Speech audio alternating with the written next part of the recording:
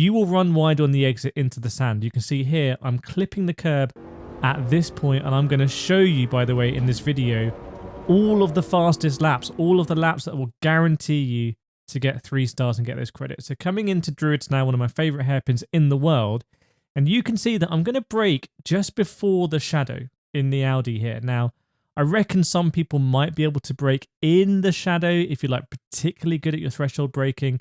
But for me, I'm going to do a different technique. It's a bit easier as well. I'm going to brake before the shadow, and now I'm going to point the car in to the corner, to the apex. So I'm not going parallel with the white line. This is a tip that I really learned when I was doing real world racing Mazda MX-5s in Spain, doing all sorts of unusual angles.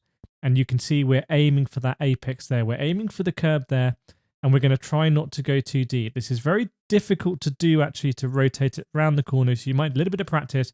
Keep an eye on my inputs on the right hand side. Look at my brake. We're going to come off the brake, and then we're going to get on the power. That green there on the throttle, I think, is the throttle blip, automatic throttle blip. So I've hit my point here that I want to hit, and we're going to try and rotate the car around the hairpin critically without engaging the traction control too much. So we probably will engage traction control a little bit. So you can see the traction control icon is going to be under the ABS icon. There we go, flickering, but not too much. We keep the revs high, and that means over the line.